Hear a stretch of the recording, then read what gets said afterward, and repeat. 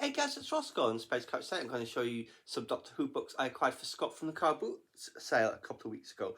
And he didn't have any of them, and it was great because I was so worried, because it was so early in the morning I wasn't able to get a hold of him, that he might have some of them, but he didn't. First of all, Doctor Who and the Green Death. The Green Death begins slowly. In a small Welsh mining village, a man emerges from the disused colliery covered in green fungus. Minutes later, he is dead. Unit Joe Grant and Doctor Who, so that'll be the third Doctor, in tow, arrive on the scene to investigate, but strangely reluctant to assist their inquiries is Dr. Stevens, director of the local refinery Panorama Chemicals. Are they in time to destroy the mysterious power which threatens them all before the whole village and even the world is wiped out by a deadly swarm of green maggots? So this will be 70s, possibly late 60s perhaps. But there you go, that's the first one. Next, this. Doctor Who and the Horns of Nimon, or Nimon, I'm not sure how it's pronounced. Obviously that's Tom Baker. In the great maze of the power complex dwells the dreaded Nimon, a fearsome monster with immense scientific powers. That kind of sounds a bit like the Minotaur, doesn't it, in the Labyrinth? The Nimon has promised to restore the Sconan Empire to its former glory, but first it demands sacrifice, youths and maidens from the peaceful planet Aneth. The TARDIS collides with a spaceship delivering the victims, and the captured Romana is condemned to be sacrificed to the Nimon. Aided by the faithful K9, the Doctor goes to the rescue. In the heart of the maze, he confronts the Nimon and uncovers a terrifying plot to enslave the galaxy. So there you go. And next, Doctor Who and the Giant Robot. Look, Brigadier, it's growing, screamed Sarah. The Brigadier stared in amazement as the robot began to grow and grow, swelling to the size of a giant. Slowly the metal colossus, casting its enormous shadow upon the surrounding trees and buildings, began to stride towards the Brigadier.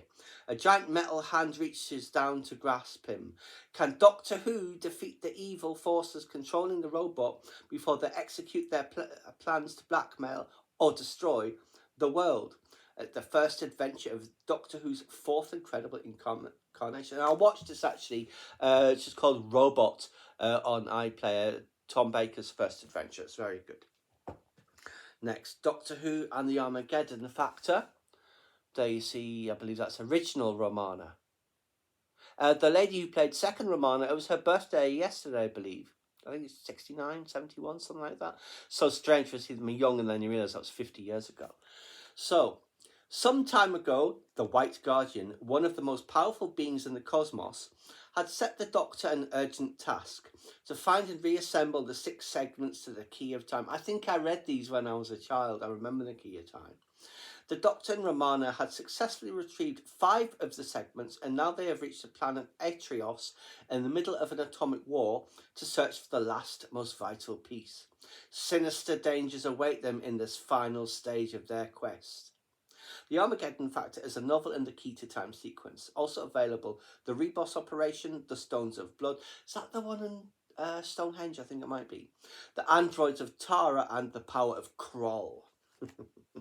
So, finally, Doctor Who and the Doomsday Weapon with Roger Delgado's master there. And what's that in the background?